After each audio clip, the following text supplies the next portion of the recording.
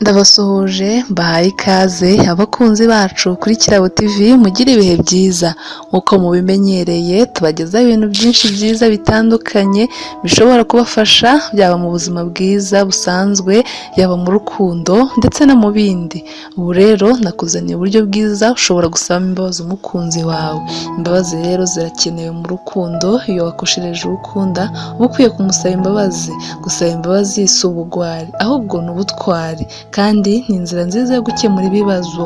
Nk'uko mu Kinyarwanda bavuga ko ntazibanye zidakomanya amahembe, n'abakundana birashoboka ko bashobora kugirana utubazo.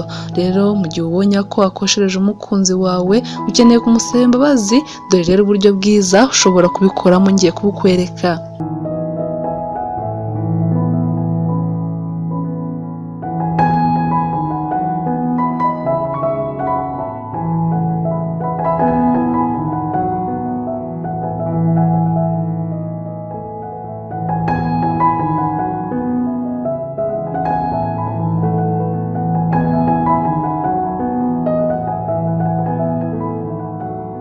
Uburyo bwa mbere, binyangamugayo kandi uvuga ibikuvuye ku mutima.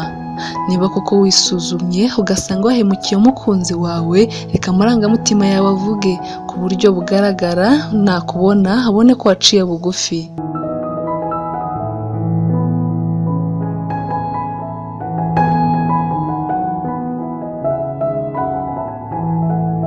Uburyo bwa kabiri ni uguca bugufi. Nubwo ushobora kumva ko ikosa wakoze riremereye ku buryo wabuze aho uhera umusaba imbabazi, ni ngombwa kutifata, ahubwo ukwiye kumwereka ko wiyumva ku buryo nakureba amenye icyo ushaka kumubwira. Niyo utavuga urareka ururimi rw'amarangamutima y'umubiri wawe rukamubwira. Ni bibi rero kwipfumbata no kuzamura intugu buri kanya, kuko bigaragaza ko ibyo urimo kuvuga bitakuvuye ku mutima.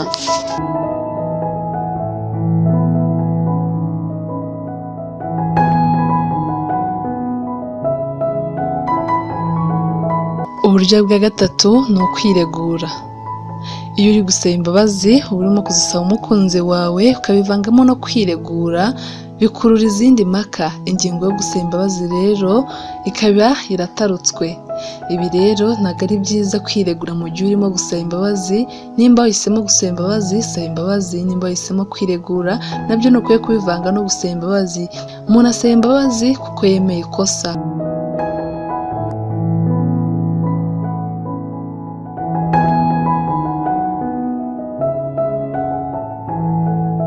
Icya kane, kwemera ikosa.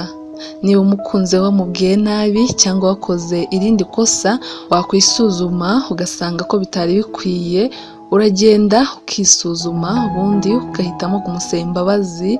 Rero nimba wemeye ikosa, igihe umuntu asanze agomba gusaba imbabazi, ni ngombwa ko mu magambo akoresha asaba imbabazi humvikanamo ko azi ikosa yakoze. Urugero, ukamubwira uti rwose narengereye, ntabwo nagombaga kuba nakoze iki kintu runaka muri buriya buryo, cyangwa uti ntabwo nagombaga kuba nakubwiye kuriya. Mbese ugasaba imbabazi wemeye ikosa, azakubabarira cyane rwose. Uburyo bwa gatanu ni ukumuha icyizere ko bitazongera. Mu gihe usaba imbabazi umukunzi wawe ukeneye ko umubano wanyu ukomeza ari nta makemwa, ni byiza kwemera ko wakosheje kandi ukanamubwira ko ugiye gukosora iryo kosa, wirinda ko ryazasubira. Kumwizeza 100% nabwo ni amakosa, kuko ushobora kuzongera ukaregwamo bigutunguye. Icyiza ni ukumubwira ko ugiye kugerageza kwitwararika kugira ngo umunsi wongeye gucikwa azakumve. Amahitamo yanyu. Igihe ugerageje gusaba imbabazi umukunzi wawe ntaziguye kandi wumva ko uzikeneye cyane, muha umwanya akagenda akabitekerezaho. Wazongera kumusaba imbabazi ntaziguhe, ugashaka umuntu w'inshuti yanyu mwembi akabunga, cyangwa se ugatangira kwiyakira.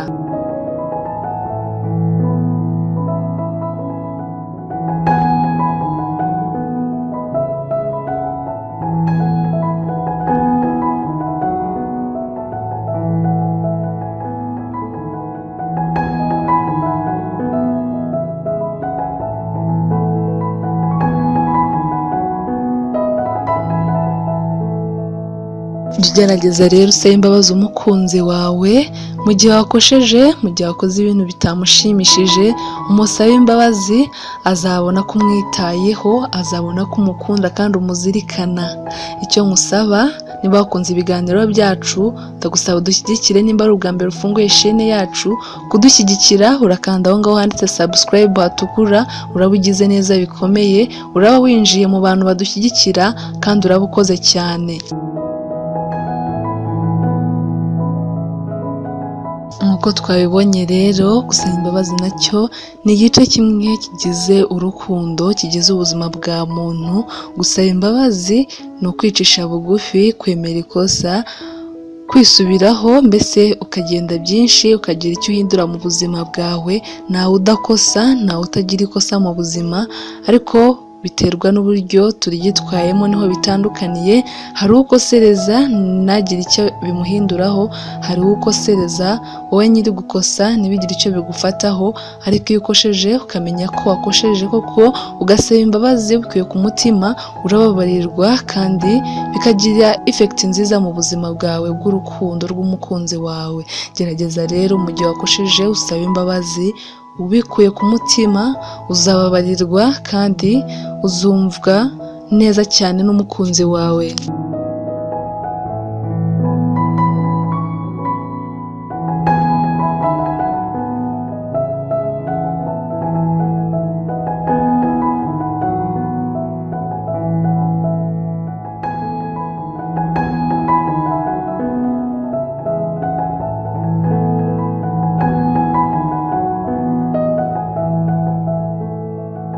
Burya rero hari abantu basaba imbabazi mu buryo bwinshi butandukanye, ariko bitewe n'uko uzi umukunzi wawe, uzi ikintu akunda, ushobora kumusaba imbabazi.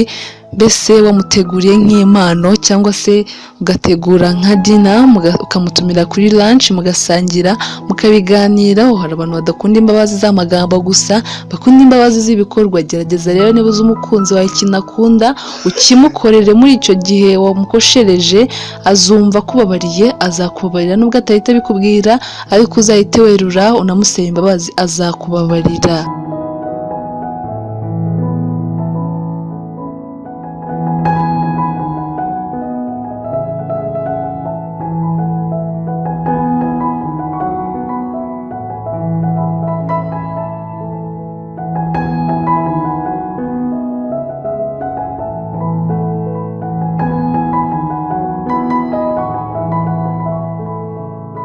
Mu rukundo rero nubwo gukosa bibaho, ntabwo bivuze guhora ukosa.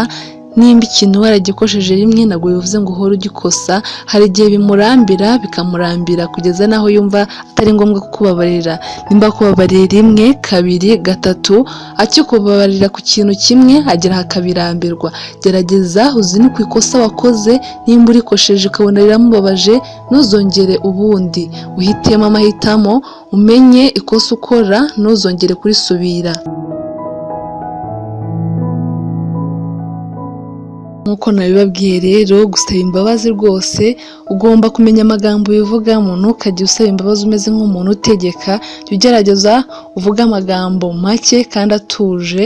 Ntukajye ubwira umukunzi wawe umubwira nabi, kabone niba ikosa yaba ari we urifite. Mu gihe ushaka kumusaba imbabazi, ushaka ko birangira, ushobora kuryishyiraho, yarakara, yazamuka, wowe ukagabanya, ukavuga gakeya, ukamubwira uti rwose tuza, ndabyumva, ikosa ndaryemera, ugasaba imbabazi. Mbese utavugira hejuru, uciye bugufi, bizamufasha cyane, azakubabarira.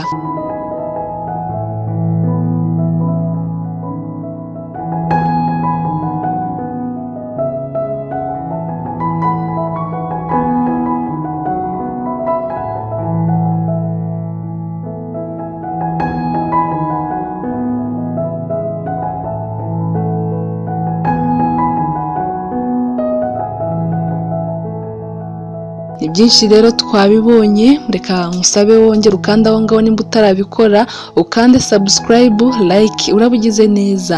Ikindi mugire ibihe byiza, amahoro y'Imana aguma abane namwe. Mwakoze ku mwanya wanyu mwaduhaye, igihe kirahenda ariko kubw'umwanya wanyu mwaduhaye ndabashimiye cyane. Mugire ibihe byiza, amahoro y'Imana abane namwe. Ciao ciao.